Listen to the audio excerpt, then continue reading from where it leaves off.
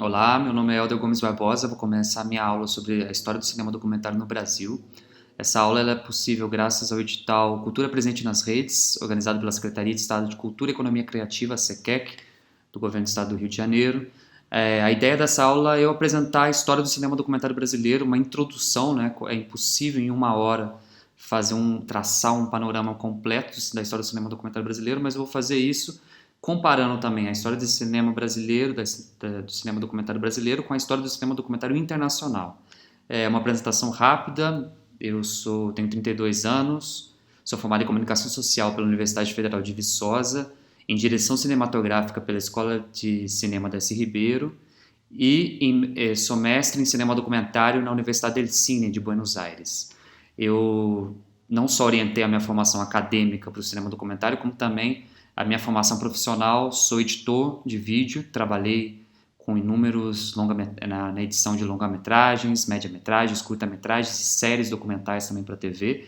E além disso, sou diretor de curta-metragens, já dirigi 5 curta-metragens documentais que passaram em festivais no Brasil e no mundo. E, bom, eu queria, antes de começar o conteúdo mesmo, explicar brevemente a metodologia que eu escolhi para esse encontro, que é breve. Então eu acho que tinha que ter uma metodologia que ajudasse a fazer uma relação do cinema documentário de uma maneira mais próxima ao que eu acho interessante debater. Eu vou utilizar uma metodologia que o professor Emílio Bernini, um pesquisador argentino, ele utilizou para ensinar cinema documentário, a história do cinema documentário. Então eu vou contar essa história do cinema documentário através da relação do cinema documentário com o Estado, com os Estados nacionais. E a partir daí mostrar a relação que o cinema documentário sempre teve com a política e vice-versa, e que tipo de debate que essa intersecção ela oferece, né? Tem outras formas de contar a história do cinema documentário. Eu poderia aqui contar a história do cinema documentário de uma maneira cronológica, ou eu poderia também contar usando as taxonomias, que são muito utilizadas em aulas de cinema documentário no Brasil e no mundo, principalmente aquelas taxonomias escolhidas, talhadas, né, cunhadas pelo Bill Nichols. O cinema expositivo, o cinema observacional, o cinema reflexivo, performático. Então, que eu acho que para entender a história do cinema documentário no Brasil, eu acho que não é tão interessante utilizar essas taxonomias, até porque essas taxonomias são muito fixas, né? Elas são rígidas, elas não permitem entrar em outras vertentes do cinema documentário, porque elas são muito... Não existe para mim um filme 100% observacional, um filme 100% performático, um filme 100% é, reflexivo. Então eu acho mais interessante a gente adotar essa metodologia que eu disse anteriormente, onde as coisas se misturam muito mais, e eu acho que tem mais a ver com, de fato, como é o processo criativo do cinema documentário no Brasil e no mundo. Então eu dividi em 4 capítulos. Enquanto eu for falando, eu vou colocando embaixo aqui o nome dos filmes que eu for citar, o nome dos autores, dos diretores, para que vocês consigam anotar aí e depois procurar se vocês tiverem mais interesse. Bom, vamos começar então com o primeiro capítulo. O surgimento do conceito de documentário e a sua relação próxima com o Estado, né? Antes de falar dessa relação do documentário com o Estado em si, eu acho legal a gente antes tomar como base que o que eu estou considerando como documentário nessa aula é a partir do surgimento do termo documentário, né? O termo documentário surge em 1929 com John Grierson, e eu já vou chegar lá daqui a pouco. Então, tudo que é produzido antes de John Grierson, para mim, nessa aula aqui, não é cinema documentário, por mais que tenha características de cinema documentário, como, por exemplo, filmagem de cotidiano, filmagem do mundo real, né, da realidade. Ele não é considerado documentário porque nem existia esse termo documentário antes de ser cunhado pelo John Grierson e ser também, além de cunhado, ser especificado do que seria o cinema documentário. Então, o pré-documental, o que ele é?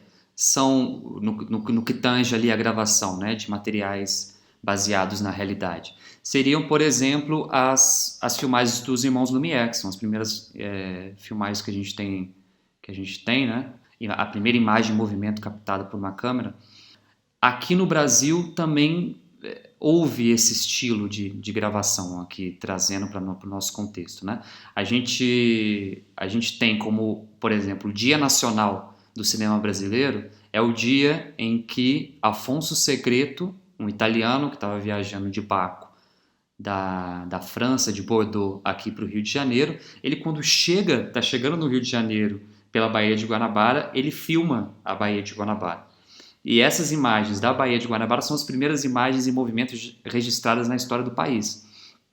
E tem uma semelhança muito grande com esses vídeos que os irmãos Lumière e outros cinematógrafos faziam na época, né? De coisas de paisagens, de situações cotidianas, e depois eram mostrados para espectadores que ficavam abismados. Por exemplo, tem muitas histórias dos irmãos Lumière levando imagens do mar, do que era o mar, para cidades no interior da França, e as pessoas ficavam incrédulas de verem como é o mar pela primeira vez em imagem de movimento. Então as imagens tinham muito um sentido também quase que circense nessa época, né, de mostrar coisas que eram raras assim para pessoas que não estavam acostumadas.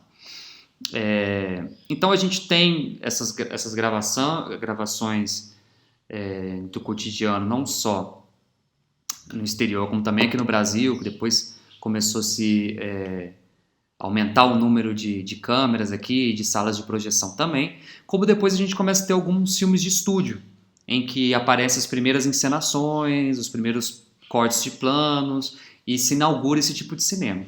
Aí o John Grierson, em 1929, quando ele teoriza sobre o que é documentário, ele teoriza o documentário fazendo uma contraposição a esse tipo de cinema de estúdio, que seria o cinema da ficção, né? Ele coloca o cinema documentário como uma representação criativa da realidade, que aquele cinema feito nos estúdios e tal, ele era um cinema feito para a classe burguesa, porque mostrava uma vida que ela não era real, segundo o conceito de John Grierson, né? Então ele inaugura esse termo documentário, ele dirige um filme chamado Drifters, em que ele aplica essa forma de filmar, porque além de ser uma contraposição à ficção, é também uma contraposição a esses outros registros que a gente vê dos irmãos Lumière antes, que eram mais a câmera pretensamente objetiva, captando a realidade. John Grierson fala que não há como captar a realidade. Quando você filma, você representa criativamente a realidade. Você transforma a realidade em algo criativo através das suas técnicas de filmagem e depois, posteriormente, de montagem, né? Então a gente vê em Drifters algumas imagens dos pescadores indo trabalhar, aquela coisa mais de uma gravação mais naturalista, né, realista das ações dos pescadores, do barco, mas tem passagens poéticas também que a gente vê o funcionamento, por exemplo, dos motores do barco numa montagem feita de uma maneira que não corresponde com uma mimesis da realidade, né? Ela constrói uma nova realidade. Aí dentro disso, nessa mesma época, vem outros movimentos como, por exemplo, o cinema soviético, o cinema de Dziga Vertov, né, que eu vou falar bem brevemente, assim, senão se a gente ficar falando sobre Dziga Vertov, dá para dar 3, 4, 5 aulas, como todo esse assunto que a gente está falando aqui, né, tem conteúdo para muito mais do que 1 hora, mas eu pretendo fazer uma introdução a esse assunto. O Dziga Vertov, ele defende o quê? Que o cinema ele não faz uma mimesis da realidade, ou seja, ele não imita a realidade através do ato de filmar. Na verdade, o cinema é criar uma outra realidade, que seria a realidade diegética, né? É uma coisa mais profunda do que somente copiar o que é o mundo real, não é a criação de um outro mundo. E aí, nessa mesma época, a gente tem outros tipos de cinema, como, por exemplo, da Leni Riefenstahl, que é uma cineasta que tinha proximidade e afeição ideológica com grupos nazistas, com Adolf Hitler. Então ela cria filmes também documentais em que há uma propaganda sobre o regime nazista e a superioridade ariana em relação aos outros povos. 2 filmes que eu posso citar delas são Triunfo da Vontade e Olímpia. Triunfo da Vontade sobre uma convenção nazista numa cidade alemã e Olímpia sobre as Olimpíadas de 1936 em Berlim. O que esses três tipos de cinema têm em comum? Voltando àquele nosso assunto sobre a relação entre o Estado e o cinema documentário. Esses três tipos de cinema, a escola inglesa do Grierson, o cinema soviético de Ziegler Vertov e o cinema nazista de Leni Riefenstahl, eles têm em comum que eles são patrocinados pelo Estado. Então, nessa época, o cinema documentário ele é patrocinado por Estado e outras instituições estatais. São duas coisas que andam juntas. Enquanto o cinema de ficção, o cinema dos estúdios é produzido por estúdios, pela iniciativa privada muitas vezes, o cinema documentário é uma prática patrocinada pelo Estado. Trazendo essa questão para o Brasil, a gente tem o grande expoente do cinema documentário, não só documentário, mas cinema em geral, no Brasil, nas décadas de 20 e 30, o Humberto Mauro, né? Nascido em Cataguases. O Humberto Mauro ele começa a desenvolver filmes de ficção na década de 20, continua na década de 30, grandes sucessos de bilheteria, como Favela dos Meus Amores e outras produções. Mas, em meados da década de 30, ele é convidado pelo Roquete Pinto, professor Roquete Pinto, que é o fundador do INSE, o Instituto Nacional de Cinema Educativo, para produzir uma série de pequenos documentários sobre os mais diversos assuntos no Brasil, assim, desde assuntos técnicos, filmes técnicos sobre as diferentes espécies de fauna e flora no Brasil, até como era a vida rural em determinadas localidades do país. Então, para o INSE, para esse Instituto Nacional de Cinema Educativo, o Humberto Mauro, no período de 30 anos, ele produz mais de 300 filmes. É um acervo muito grande, assim. Tem divulgação científica também, enfim. Então, assim, no Brasil a gente vê muito um reflexo do que acontecia no cinema documentário. Lá fora, aqui também estava acontecendo um processo parecido. O grande documentarista, ele também era financiado por um órgão estatal e mais do que isso, ele produzia um tipo de cinema também parecido ao que se produzia, por exemplo, pela escola inglesa do John Grierson, que hoje normalmente a gente tende a colocar como cinema expositivo, né? Um cinema documentário expositivo, que tem um texto contando mais ou menos ali o que acontece. Há uma voz oficial, né? Há uma voz de autoridade dentro desse processo, que não é, notadamente, nem o cineasta, nem o entrevistado. É uma voz de Deus ali, como se coloca normalmente. O capítulo 2, a gente já entra em outro território, né? Que é o documentário como crítica do Estado Nacional. E aí é bom entender o contexto, né? Um contexto de pós-guerra, um contexto de desilusão em relação ao sonho de antes, né? Do Estado Nacional, do desenvolvimento econômico e tudo mais. Esse pós-guerra, ele vem não só com esse sentimento de desilusão em relação a certas instituições que funcionavam antes, como também ela vem com o surgimento de novas tecnologias. E aí a gente tem que mencionar o neorrealismo italiano, né, que é o tipo de cinema que transforma a história do cinema para sempre. Assim, é um dos mais revolucionários, uma das movimentos mais revolucionários da história do cinema. Esse tipo de cinema se caracteriza sendo um contraponto também ao cinema de estúdio. A gente viu que o John Grierson quis criar o documentário fazendo um contraponto ao cinema de estúdio. O neorrealismo também vem nisso, uma contraponto em relação ao cinema de estúdio norte-americano do final da década de 30, da década de 40. O neorrealismo, ao invés de ser filmado em estúdio com grandes estrelas do cinema e tal, ele é filmado majoritariamente nas ruas, e as ruas normalmente destruídas pelo pós-guerra, as ruas italianas destruídas no pós-guerra, como também ela se utiliza de atores semi-amadores, né? Então, isso quebra com o tipo de cinema que vinha sendo feito anteriormente. Aqui no Brasil, a gente pode mencionar que no final da década de 50 surge um tipo de cinema muito parecido, que seria um pouco o prólogo, né? O que viria logo antes do que depois seria o cinema novo, que são os dois filmes do Nelson Pereira dos Santos, Rio 40 Graus e Rio Zona Norte. Esses dois filmes são desenvolvidos também com uma estética neorrealista. Em Rio 40 Graus, a gente acompanha a história de 5 garotos que saem da favela onde vivem e descem para a rua para vender amendoins e outros produtos. E são vítimas de preconceito na rua por ser moradores de favela. O que esse cinema depois também traz para o cinema brasileiro, e que depois vai ser aproveitado pelo cinema novo, é um tipo de simbologia ligada a essas classes populares. Para Nelson Pereira dos Santos, depois para outros realizadores do cinema novo, essas classes populares são a simbologia de um Brasil que precisa mudar. A simbologia de um Brasil popular ainda resistente às suas tradições e que vai ser o motor de uma transformação social no futuro. Junto com com o neorrealismo italiano, que eu tinha falado antes, que nascem novas tecnologias com o cinema também, são as câmeras, que ficam menores, e principalmente os equipamentos de som. No final da década de 50, se populariza o uso do Nagra, que era um equipamento de captação de som que era infinitamente menor aos equipamentos de som que eram usados anteriormente. Então, podendo ser possível, graças ao Nagra, que se filme nas ruas. E por causa do Nagra nasce um tipo de cinema documentário também. A gente está falando do cinema do neorrealismo, que é um cinema primordialmente ficcional, mas o cinema documentário também se utiliza dessas técnicas, por exemplo, no cinema direto, que é majormente conhecido pelo cinema direto americano e canadense, como filmes como Primaries, de 1960, em que, graças a esse aparelho sonoro, se consegue filmar nas ruas, captando o som direto das ruas, coisa que era impossível antes.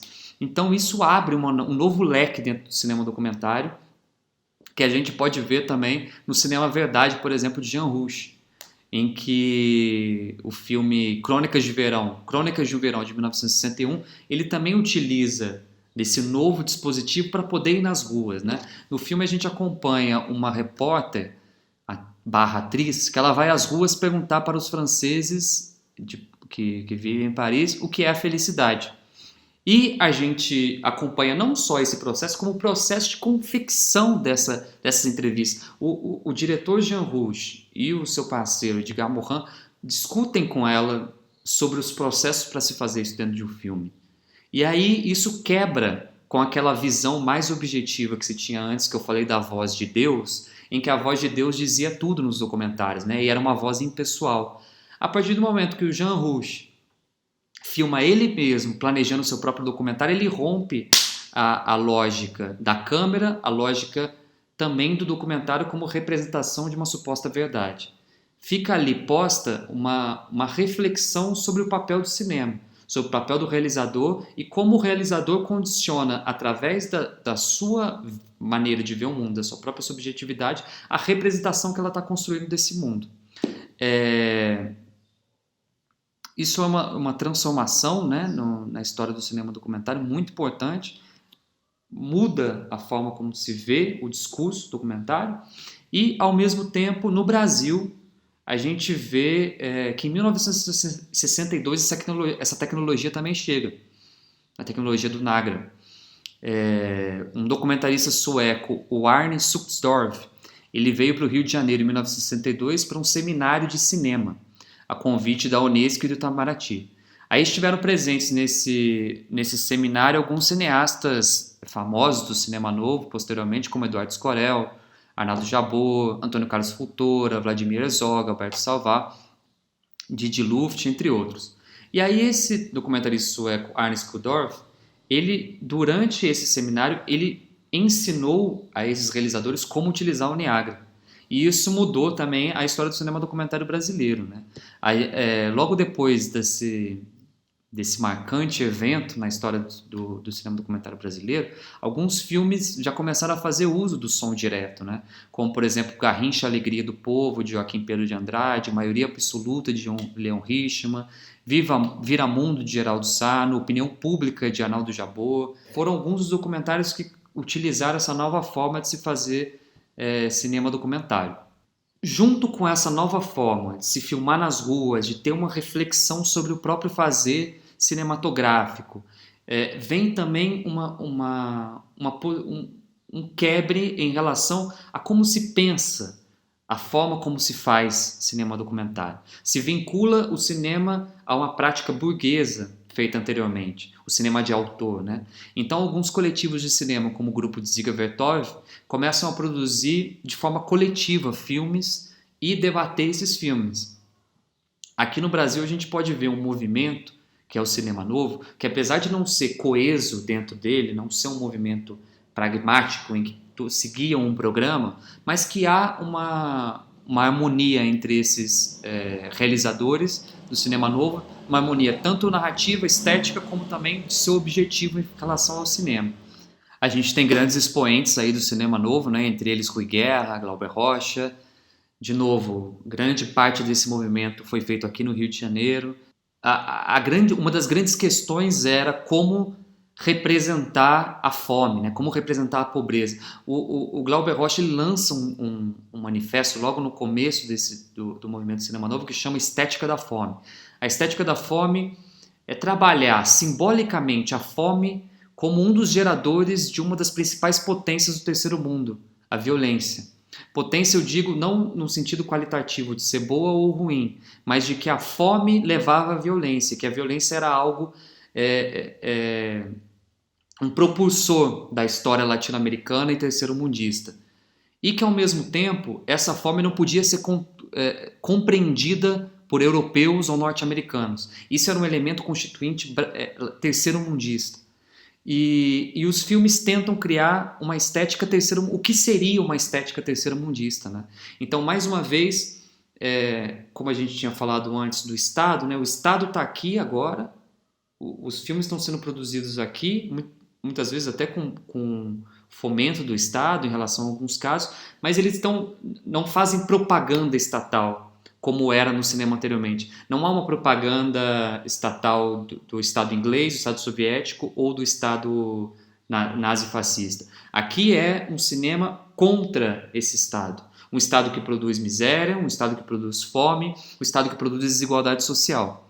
Eu trabalhei sobre o cinema novo na minha dissertação de mestrado, sobre cinema documentário, e uma das críticas que eu faço na minha dissertação a essa forma do cinema novo, trabalhar o simbólico, trabalhar as classes sociais mais baixas como símbolos contra-hegemônicos, é de que eles usam desse simbologia dessas classes, transformando essas classes passivas dentro de um projeto político que eles mesmos querem construir, né? Esses realizadores são grande parte de movimentos estudantis de esquerda e queriam uma revolução social no Brasil e representam esses moradores de periferia, esses moradores do sertão, do Nordeste, essas classes menos favorecidas, como ferramenta ideológica de uma transformação no Brasil que é uma transformação que eles querem, que esses intelectuais querem, mas que não há um processo ativo de quem é representado, ou seja, essas populações vulneráveis na sociedade, na opinião política que esses representados têm sobre uma construção de um novo mundo. Mas, enfim, só para terminar nessa segunda parte, né, que a gente está falando sobre o cinema documentário em contraposição ao Estado, que além disso, há um tipo de cinema documentário, e aí só vou citar os nomes, que entra dentro das instituições, né? A gente estamos fazendo aqui filmes que fazem uma crítica ao Estado, há também filmes que fazem uma crítica ao Estado entrando dentro de instituições. E aí eu cito que Titchcut Follies, do Frederick Wiseman, que é um filme observacional, né? Como eu disse, eu não gosto de colocar totalmente um filme como observacional ou não, apesar do Wiseman ser um expoente do cinema observacional, e seus filmes terem essa pegada. É um filme observacional gravado dentro de um hospício, então mostra como funciona esse sistema. E há outros filmes também do Raymond Depardieu, um diretor francês, que eu vou colocar aqui embaixo, e citando dentro do cinema brasileiro, filmes da Maria Augusta Ramos, que mostram como as instituições funcionam também, marcadamente o filme O Processo, que mostrou como as instituições brasileiras levaram o processo de impeachment da ex-presidente Dilma Rousseff. Bom, a gente vai entrar agora no capítulo 3, que é reparações de crimes cometidos pelo Estado. Então, no primeiro momento, a gente viu o cinema documentário sendo usado como propaganda do Estado. No segundo, o cinema documentário sendo usado como crítica ao Estado. E o terceiro, a gente viu o cinema documentário usado como reparação aos crimes cometidos pelo Estado. A gente tem dentro dessa questão uma das questões mais interessantes para mim da história do cinema documentário, que é a história de representação do que foi o Holocausto. Isso é uma discussão paradigmática, assim, sobre a imagem, sobre a representação da imagem e como se deve representar um evento traumático como o Holocausto. Dentro dessa aula eu trago como exemplo 3 diretores diferentes que representaram o Holocausto de maneiras diferentes. E eu vou tecer pequenos comentários de por que eles representaram de tal forma em cada um dos seus filmes o horror do Holocausto, e a partir disso trazer também para exemplos brasileiros. O primeiro exemplo que eu vou falar brevemente é do Alain Resnais, com o filme Noite e Nebla. Esse filme ele é muito interessante porque ele foi feito 10 anos depois do Holocausto. Ele foi produzido 10 anos depois do Holocausto, ou seja, com um tempo maior depois do trauma ali causado pelo Holocausto, por aquelas imagens que a gente vê dos campos de concentração e o trauma que as próprias pessoas viveram, né? Então há um intervalo ali de 10 anos. E o Alain Resnais, ele usa imagens de arquivo dos campos de concentração. Ele mostra que essas imagens de arquivo foram filmadas não dos campos de concentração em si, senão que gravada na maioria deles pelos norte-americanos, quando chegaram depois que os campos de concentração já haviam parado de funcionar. Então aquelas imagens, a grande maioria delas são performáticas, elas não são dos campos de concentração de fato. Somado a isso, ele dá um peso histórico a essas imagens de arquivo. Não interpretem essas imagens como verdade absoluta do que é o Holocausto. O Holocausto é outra coisa também, né? E o que ele faz é pegar essas imagens de arquivo e sobre essas imagens de arquivo tem uma voice off dele. Só que essa voice off dele não fala no passado, apesar de ser 10 anos atrás, ele fala no presente. E além disso ele usa imagens também do presente desses campos de concentração em ruínas nos dias de hoje, então, né, quando ele filmou. Ele acha que a única forma de representar os horrores do Holocausto é, primeiro, dizer o que são essas imagens de arquivo, não deixá-las soltas como, isso é a verdade, pronto. Não, essas imagens não conseguem representar com fidelidade o horror do campo de concentração. E também mostrar que essas imagens e esse horror, ele ainda está no presente. A ameaça nazi-fascista, a ameaça de regimes autoritários como esse, não ficaram no passado, elas estão ainda hoje no presente. Então, é muito interessante. Ele fala, só posso representar o horror do passado mostrando que ainda há um perigo desse horror no presente. O segundo caso de uma forma de representação que é muito bem defendida é do Claude Lanzmann, um realizador francês, que ele faz um filme que chama Shoah, um filme de mais de 9 horas sobre o Holocausto. E esse filme, o que ele diz nesse filme? Que não há imagens de arquivo, ele não usa imagens de arquivo do campo de concentração. Ele fala, não tem como representar o horror do Holocausto através dessas imagens de arquivo. Não vou usar essas imagens de arquivo. A única coisa que eu vou usar são depoimentos de pessoas que estiveram nesse evento. Então ele vai atrás dessas pessoas e, dentro das entrevistas, ele começa a relembrar como se o trauma do passado fosse revivido ali no presente para frente das câmeras. Então era como se ele estivesse filmando o trauma do passado sendo revivido ali, no presente, na frente da câmera, novamente dizendo, né? Que era somente através dessa forma que era possível representar o horror, vendo ela novamente ali, nos olhos e nas palavras das pessoas. A terceira do Farol, que é usar imagens de arquivo que tenham sido produzidas no mesmo local e com a mesma finalidade. Ele não quis fazer uma montagem com várias imagens de arquivo, como normalmente se faz em documentários históricos sobre o Holocausto. Ele pegou o que um realizador somente fez e analisou essas imagens. Aí sim, sabendo quem era esse realizador, por que ele fazia aquelas imagens, ele conseguiu interpretar essas imagens de arquivo. E tem o Godard que diz, no seu Histórias de Cinema, que é impossível representar o horror do Holocausto. Que a morte do cinema e do cinema documentário foi que o cinema nunca conseguiu representar o horror do Holocausto. E aí a gente chega, trazendo essa questão da reparação de crimes cometidos pelo Estado, a gente chega no cinema latino-americano e no cinema brasileiro, né?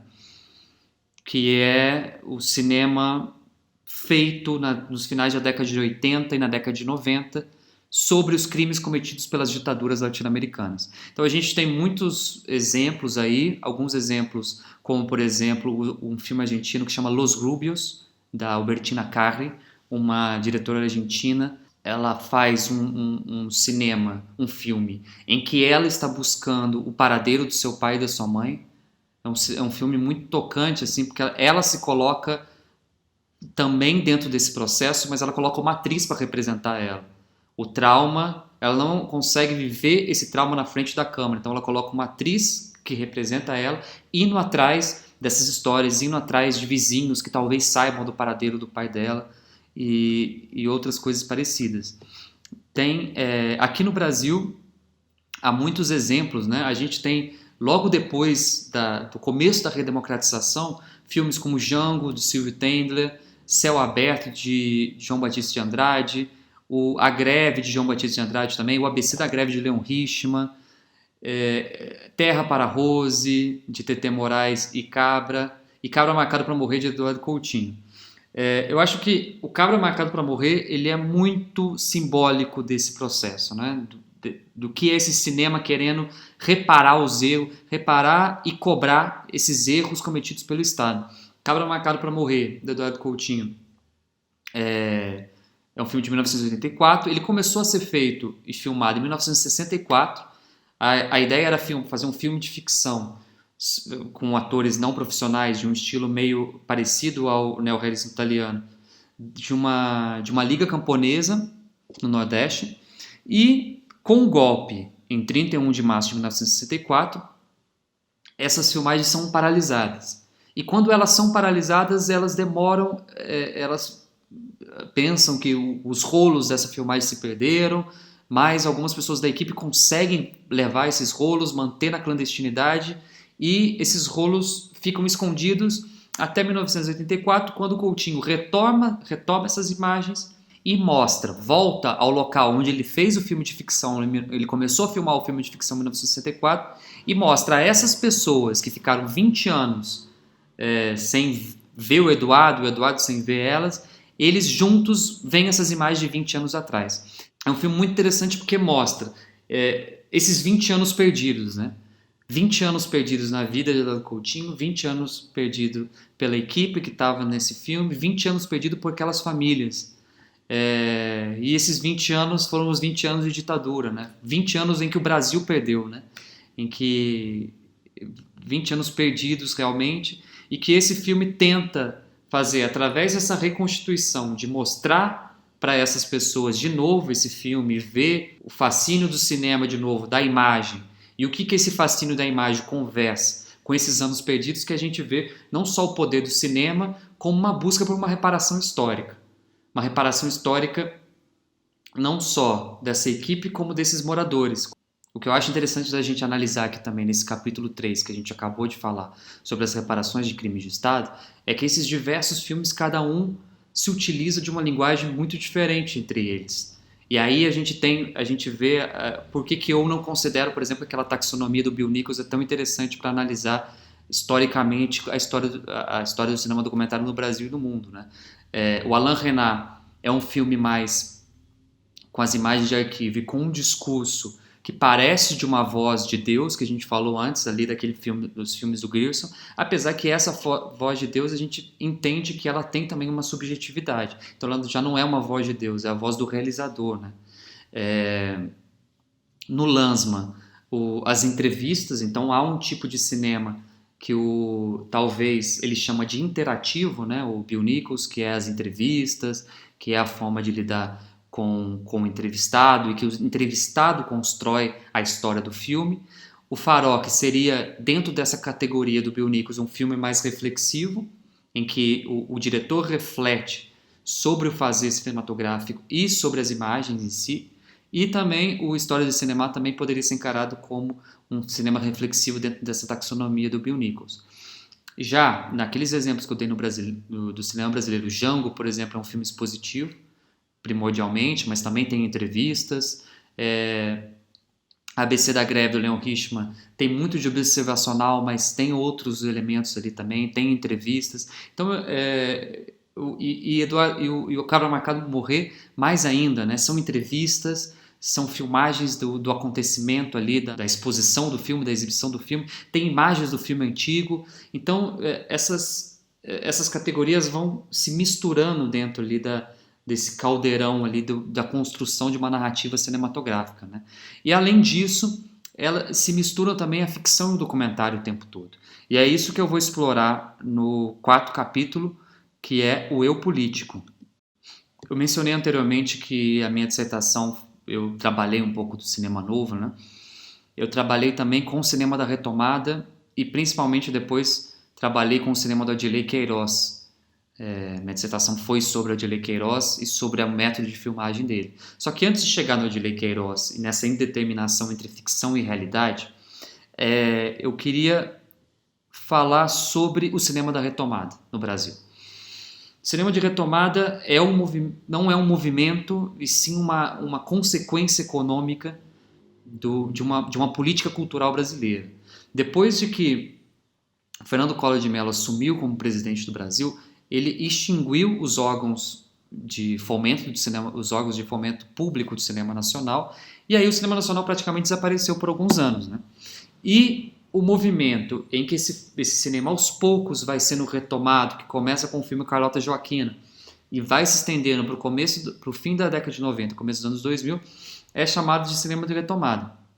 Esse cinema de retomada não tem semelhança, por exemplo, com o cinema novo, no sentido de que não há um programa em comum, não há um movimento, há sim diferentes tipos de cinema sendo desenvolvidos das mais diversas formas e em diferentes locais. Se no cinema novo a produção estava muito concentrada em São Paulo e Rio de Janeiro principalmente, no cinema de retomada ele começa a se expandir cada vez mais, até chegar nos anos 2010 a uma expansão para Pernambuco, Minas Gerais, Ceará e outros polos cinematográficos. É importante analisar, eu acho, um filme muito paradigmático dessa época, que é Cidade de Deus, né?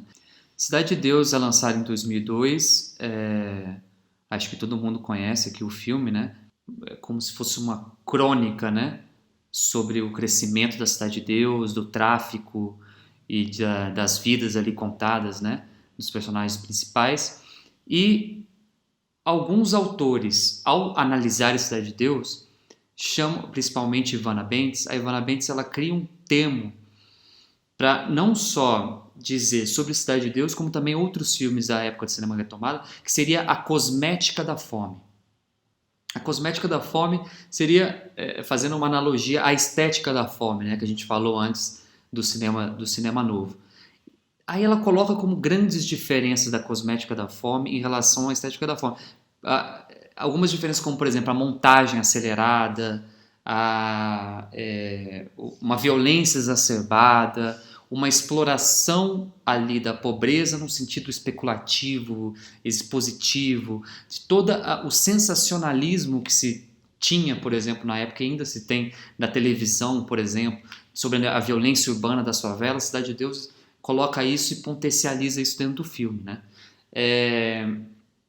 Que ela coloca como um dos fundamentos para essa cosmética da fome e do cinema de retomada ser diferente ao cinema novo e à estética da fome, é que enquanto a estética da fome e o cinema novo tem um aspecto coletivo ali, cinematográfico, que a gente falou ali, que estava em voga na década de 60, né, com o grupo de Ziga Vertov e outros grupos, o cinema de retomada, pelo contrário, é uma prática individual. É uma prática de diretores e que não se insertam dentro de uma lógica de um movimento, por exemplo. E isso não só na lógica de produção, como na lógica narrativa também. Enquanto há na estética da fome e no cinema novo uma proposição de uma coletivização, de uma luta dessas pessoas que são subjugadas por uma transformação social, tema muito em voga na década de 60, no cinema de retomada não. São aventuras individuais, de personagens individuais, de personagens que estão colocados dentro de uma situação problemática, mas que ela não se junta com outras pessoas para vencer essa situação, né? Uma dos curta-metragens do famoso filme Cinco Vezes Favela, da época do cinema novo, em que um dos curta-metragens a população se junta para conseguir convencer a população da favela a se juntar também a esses trabalhadores e vencerem o desejo de um grande empresário de destruir uma encosta que junto levaria à favela onde moram essas pessoas. Essas pessoas se juntam, elas se articulam para vencer esse burguês, resumindo bem a história, né? E na Cidade de Deus e nos filmes de cinema retomada não há isso, não há essa articulação, né? Há uma espetacularização da violência, principalmente que eu estou falando aqui em relação a filmes que abordam a periferia, né? E do final da década de 90 e começo dos anos 2000. Outros filmes também como Tropa de Elite. Então, nesse capítulo 4, Eu Político, enquanto a gente constituiu já o Estado como propaganda, o Estado como o cinema documentário como contraventor do Estado, que lutava contra o Estado, e depois um cinema documentário que pedia reparação do Estado pelos crimes cometidos pelo Estado, aqui no cinema mais contemporâneo há uma separação, né, entre o cineasta e o Estado dentro da sua narrativa. Há um eu político, e esse eu político que fala mais do que coletivos, do que o próprio Estado na época da propaganda. Então a gente vê no cinema brasileiro filmes como, por exemplo, os filmes da Petra Costa, né, Helena, Democracia em Vertigem. A gente vê também filmes O Passaporte Húngaro, de Sandra Kogu, até filmes em que os personagens são colocados também como protagonistas, como no caso do Prisioneiro da Grade de Ferro, são relatos individuais, né? No Prisioneiro da Grade de Ferro, o diretor passa as câmeras para os presos do Carandiru e esses presos gravam suas próprias vidas. Então há uma individualização do fazer cinematográfico, do discurso cinematográfico também, né?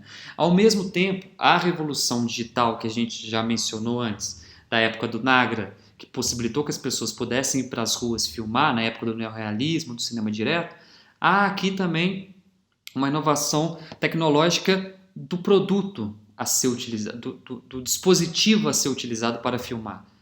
Já começam a popularizar as câmeras, né, digitais, primeiro com VHS, depois com as câmeras com arquivos digitais, e essa popularização ela possibilita também a construção de novas linguagens, principalmente quando a gente entra dentro daquela taxonomia do Bill Nichols novamente, né, de um cinema performático, em que populações que não tinham acesso a uma câmera antes, que era muito cara, exigia muitos recursos, então elas estavam normalmente nas mãos das pessoas de classe média, brancas, normalmente homens, né? Ela começa a se popularizar e chegar a outras camadas. Então, por exemplo, o movimento negro e o movimento feminista, eles se apropriam disso para desenvolver, com essas novas ferramentas tecnológicas, filmes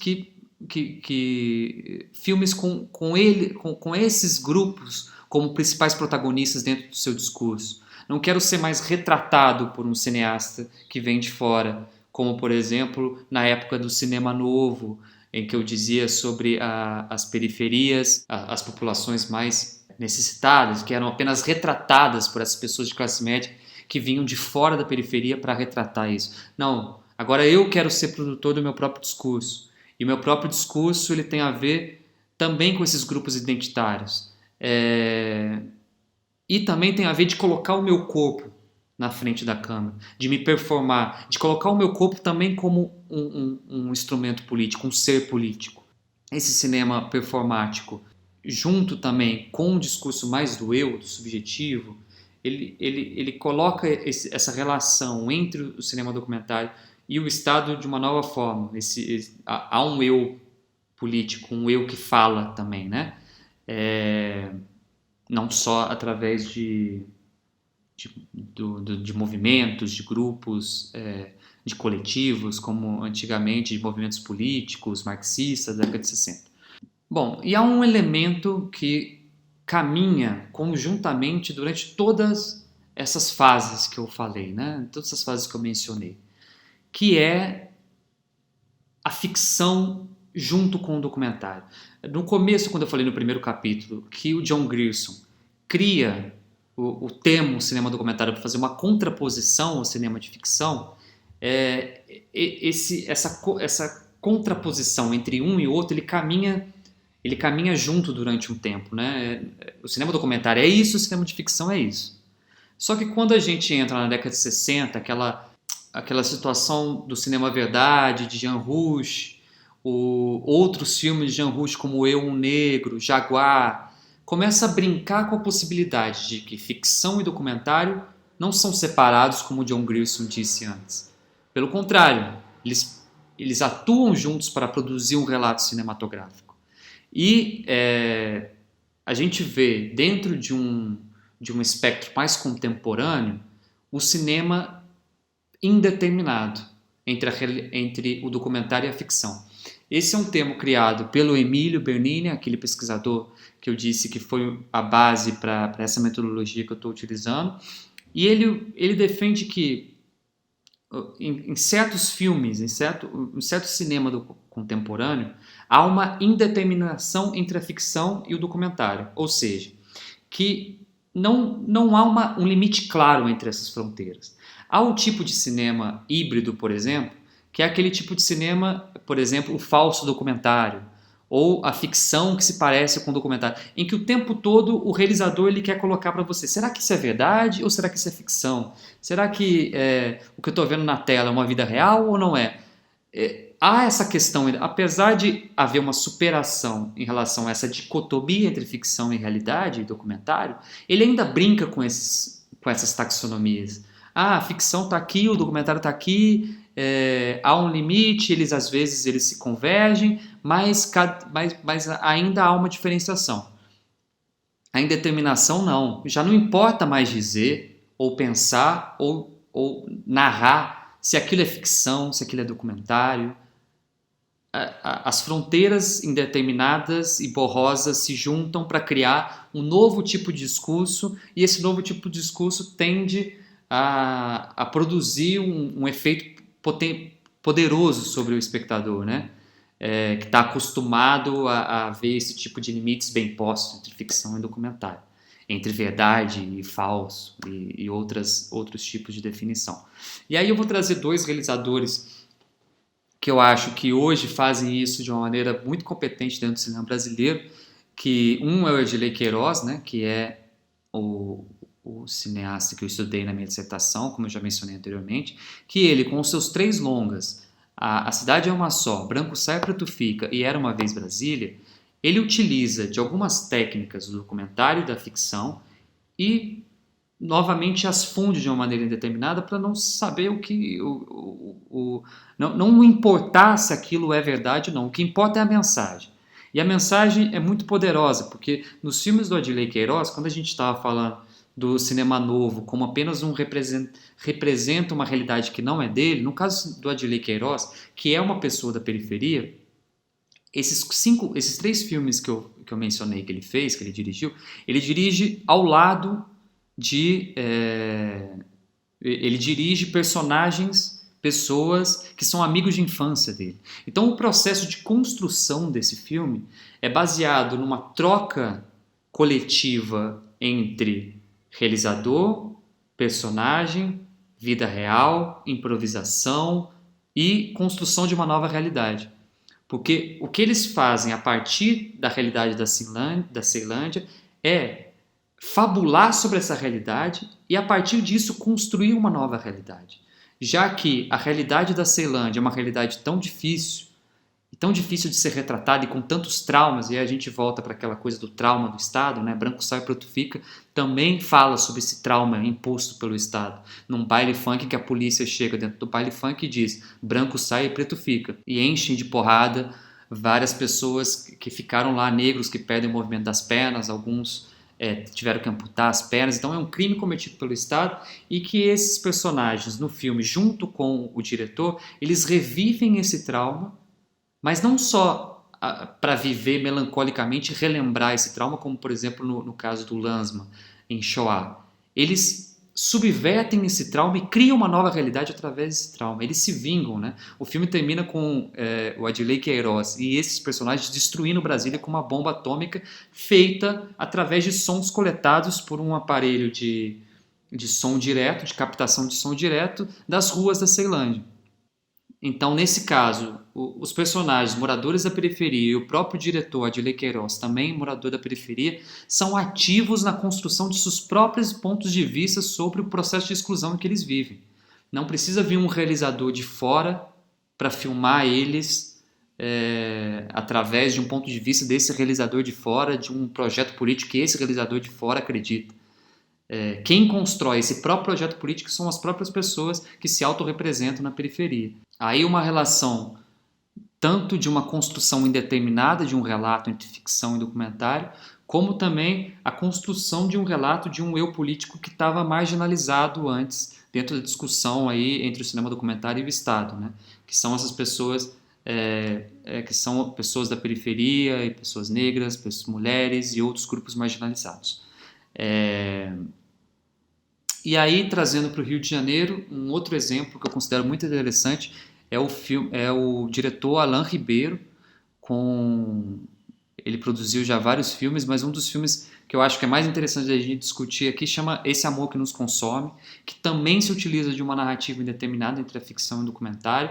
A história é de um grupo de teatro que se instala numa casa que está prestes a ser vendida, uma casa abandonada no centro da cidade, do Rio. E, através da ocupação dessa casa, eles constroem uma realidade deles e uma realidade da cidade, de uma colcha de retalhos, que é a história da cidade, a história do grupo, a história desses corpos, né? E aí, nesse filme, também a gente vê a performance também, né? Aquilo que a gente falava dos corpos, normalmente colocados como marginalizados, eles performam para as câmeras, movimentos de dança, e uma fronteira, como eu já disse antes, que não se sabe muito bem se é documentário ou ficção. Então eu acho que assim, esses exemplos são interessantes nesse sentido de uma construção de uma cinematografia de um eu político. Acho que essa discussão que a gente fez nessa aula, ela mostra como o cinema documentário tem uma aproximação muito forte com a sociedade, né, com as discussões políticas que estão em voga na sociedade, em relação aos contextos em que são criados, e que através dessa metodologia que eu tentei passar para vocês, espero que vocês tenham gostado. Qualquer dúvida, meu e-mail está disponível para qualquer dúvida, é tentar passar essa relação e através dessa relação também tecer uma história, né? Eu acho que a história ela é contada através não só de formatos cinematográficos, como contextos que possibilitam que esses formatos sejam expandidos, que sejam desenvolvidos, que sejam coletivamente ou individualmente explorados. Isso, cada processo artístico, cada processo cultural, ele está totalmente envolvido pelo que a sociedade é, e tanto ele transforma a sociedade como a sociedade transforma. Então, um movimento dialético aí, em que eu acho que é legal da gente fazer esse pequeno apanhado geral que eu fiz. É claro que a gente tem que detalhar muito, é necessário detalhar muito mais coisas, né? Esse conteúdo que eu mostrei para vocês dá para fazer várias e várias aulas, passar vários e vários textos e filmes que a gente poderia visualizar. Mas um primeiro momento, eu acho que isso é interessante de se ter ideia, e eu acho que isso também contribui para o fazer cinematográfico, né? Conhecer a história do cinema documentário brasileiro e mundial, e ver essas diferentes vertentes, essas diferentes formas de se produzir cinema, essas diferentes formas de filmar o outro, de filmar a si mesmo, de lidar com problemas econômicos, de lidar com problemas políticos. Eu acho que isso ajuda a gente a construir nossa própria narrativa dentro dos nossos filmes. Tudo que eu falei é uma coisa um pouco... Há algo de teoria, há algo de prático. Muitas dessas coisas que a gente conversou eu executo nos meus filmes também, porque o que a gente faz também é reflexo de outras pessoas que vieram antes, do momento que a gente está agora. Então é isso, espero que esse material tenha contribuído não só para saber mais sobre o cinema documentário, da história do cinema documentário, como também gerar interesse de ler mais sobre o assunto, descobrir mais, além disso que eu falei, de procurar essas fontes que eu estou colocando aqui embaixo da tela, e também de produzir filmes, de desenvolver um lado narrativo, um lado criativo e produzir novos filmes. Obrigado, um abraço.